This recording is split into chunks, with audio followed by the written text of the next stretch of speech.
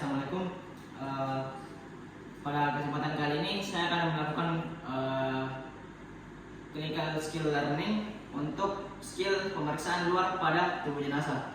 Nah, yang pertama itu kita lakukan pengecekan kelengkapan berkas administrasi. Apakah berkas administrasi dari jenazah yang akan kita periksa lengkap atau tidak? Contoh-contoh berkas kelengkapan administrasinya yaitu apabila permintaan pemeriksaan dilakukan oleh penyidik, maka berkas kelengkapan administrasinya adalah surat permintaan visum dari penyidik. Namun apabila merupakan proses rutin dari rumah sakit, yang kita perlukan adalah berkas rekam medis dari jenazah. Setelah itu setelah melakukan pemeriksaan kelengkapan berkas, kita mencocokkan label identitas dan label identitas kecil dan label identitas yang terdapat pada jenazah. Dan apabila telah cocok, kita lanjutkan ke pemeriksaan luar pada jenazah. Pertama-tama kita melakukan cuci tangan 6 langkah terlebih dahulu dan menggunakan sarung tangan steril. Setelah itu, yang pertama adalah kita memeriksa pembungkus jenazah. Untuk pemeriksaan pembungkusnya sendiri, kita nilai dari lapisan paling luar ke lapisan paling dalam. Kemudian untuk lapisan pembungkusnya sendiri, yang kita identifikasi adalah jenis pembungkusnya. Apakah jenazah datang dengan pembungkusnya berjenis kantung jenazah, selimut, pakaian, dan lain-lain. Setelah menilai jenisnya, kita menilai bahannya, pembungkusnya terbuat dari apa? Apakah terbuat dari terpal, plastik, katun, dan sebagainya. Setelah menilai bahannya, kita ukur panjang dan lebar dari pembungkus jenazah. Atau kita juga bisa mengecek ukuran huruf atau ukuran angka yang terdapat pada pembungkus jenazah. Kita juga bisa mengecek apakah terdapat merek pada kain pembungkus jenazah atau tidak. Setelah itu kita mengidentifikasi warnanya dan motif atau coraknya. Setelah itu, setelah menilai hal tersebut, kemudian kita nilai apakah terdapat benda-benda asing yang melekat pada tubuh jenazah. Jika ada, kita foto dan kita catat. Untuk selanjutnya, kita foto tiap lapisan pembungkus jenazah dari lapisan paling luar ke lapisan paling dalam. Kemudian kita catat. Nah, setelah pemeriksaan pembungkus jenazah, kita melakukan pemeriksaan fisik, ciri-ciri fisik pada jenazah. Pertama yang perlu kita lakukan adalah membuka semua lapisan yang terdapat pada pembungkus jenazah dari lapisan paling luar ke lapisan paling dalam, sehingga jenazah kita saat pemeriksaan ciri-ciri fisik kita periksa dalam keadaan telanjang.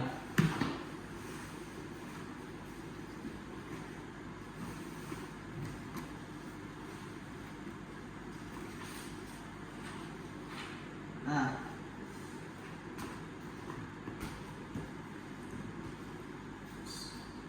selanjutnya kita akan melakukan pemeriksaan ciri-ciri fisik pada jenazah.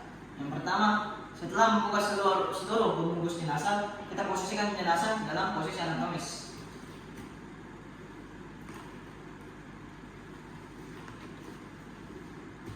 Setelah memposisikan jenazah dalam posisi anatomis, kita nilai ciri-ciri fisik yang terdapat pada tubuh jenazah, mulai dari jenis kelaminnya, dengan cara inspeksi alat kelamin, atau mengecek tanda-tanda pertumbuhan sekunder yang terdapat pada tubuh jenazah. Setelah itu, kita melakukan penilaian perkiraan usia dari jenazah, warna kulitnya, rasnya, dan menilai pada bagian rambutnya, apakah mulai dari rambut kepala, alis, bulu mata, bulu hidung, kumis, jenggot, rambut pada tubuh, rambut pada ekstremitas, dan rambut pada alat kelamin. Yang kita nilai adalah warna dari rambutnya, ukuran terpanjang dari rambutnya, jenis rambutnya apakah ikal atau lurus, dan menilai apakah rambutnya boleh dicabut atau tidak. Setelah melakukan pemeriksaan ciri-ciri fisik, selanjutnya kita melakukan pemeriksaan ciri-ciri khusus yang terdapat pada jenazah. Contohnya seperti tato, atau tanda lahir, atau cacat, atau dan lain-lain. Contohnya seperti gigi emas. Setelah melakukan pemeriksaan ciri-ciri fisik tersebut, selanjutnya kita melakukan pemeriksaan tanatologi. Nah, di mana pemeriksaan tanatologi ini meliputi yang pertama rigor mortis atau tes kaku mayat. Tes kaku mayat sendiri, yang pertama kita lakukan adalah mengecek persentian-persentian yang terdapat pada tubuh jenazah. Yang pertama persentian pada ekstremitas atas, pada siku. Setelah itu persentian pada lengan dan persentian jari-jari tangan.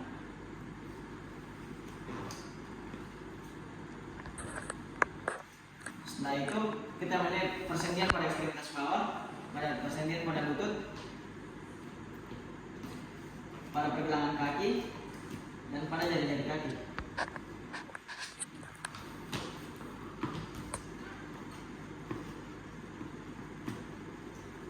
Nah, setelah itu kita nilai derajat kegaguhannya, apakah tidak ada, atau mudah dilawan, atau sukar dilawan.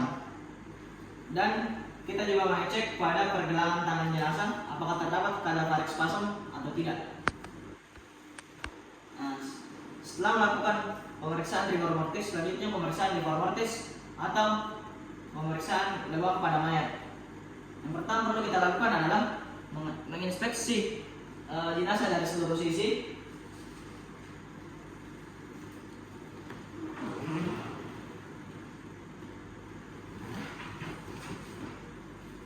Untuk melihat apakah ada lebam yang biasanya berwarna lebih gelap dan berbatas tegas pada tubuh jenazah atau tidak.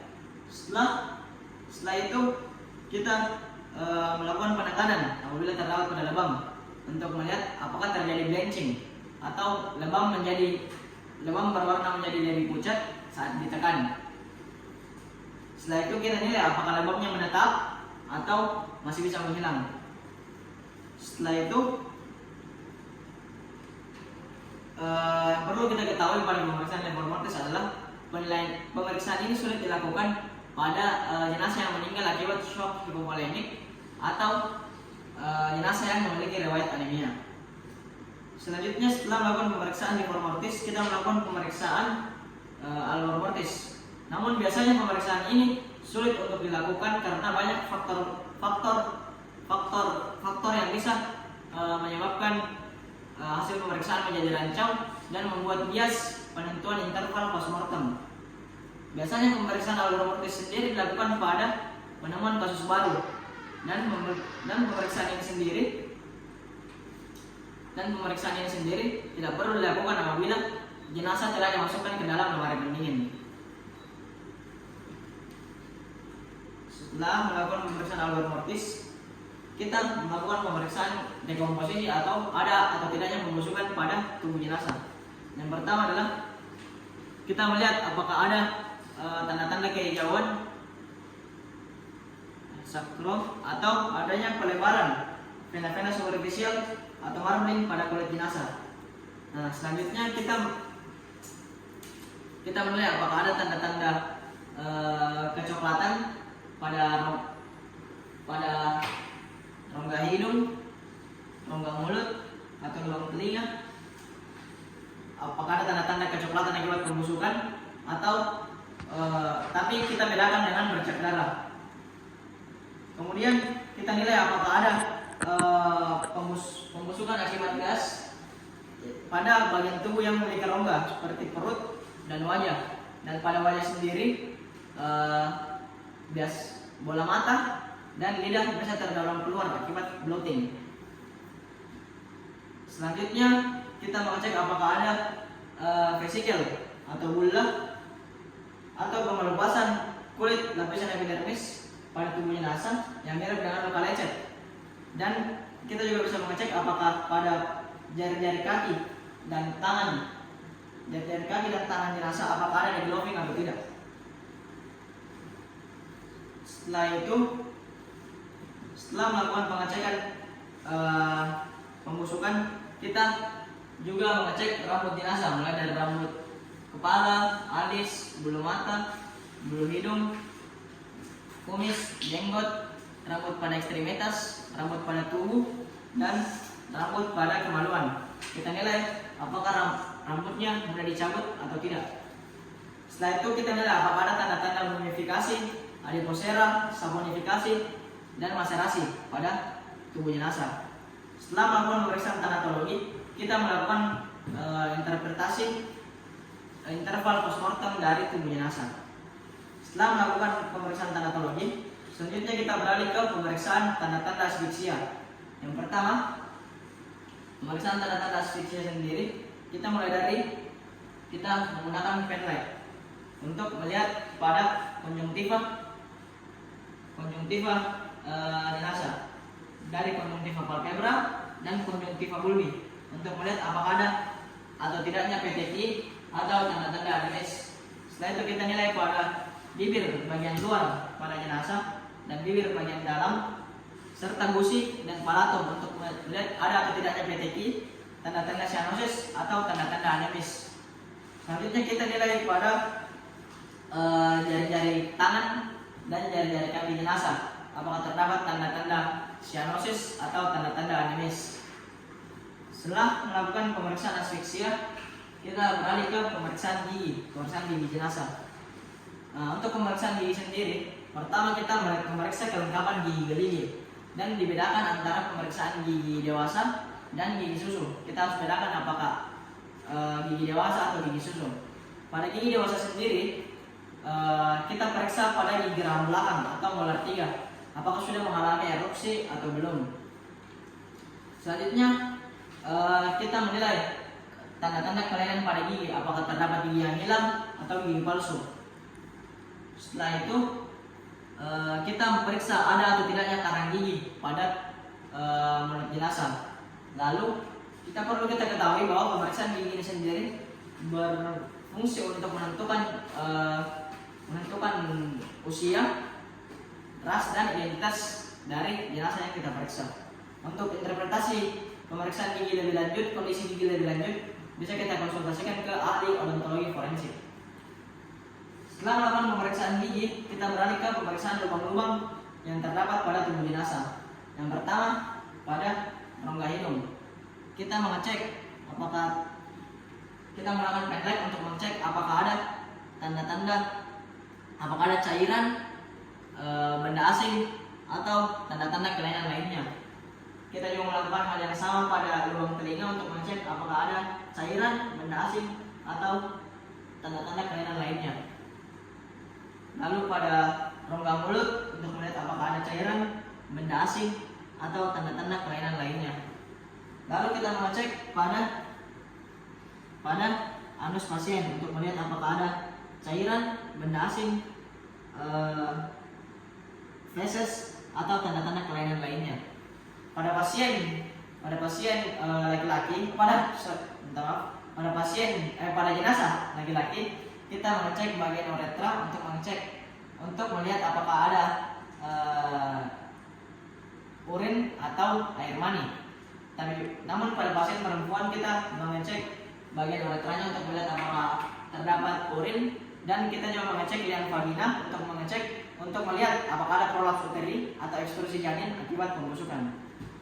Setelah melakukan pemeriksaan lubang-lubang pada jenazah, kita melakukan pemeriksaan tanda-tanda, kita melakukan pemeriksaan luka-luka yang terdapat pada tubuh jenazah dengan menggunakan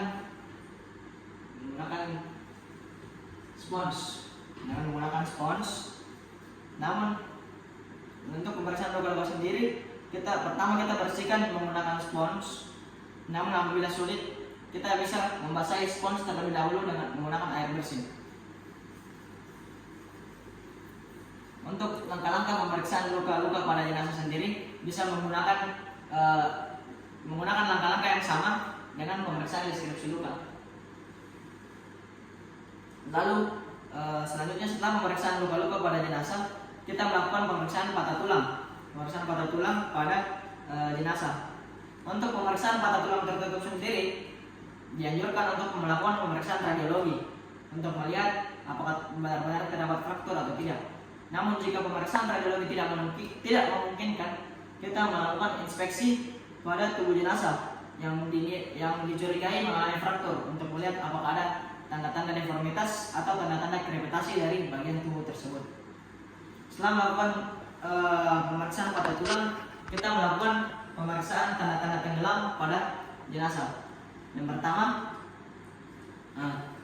kita mengecek apakah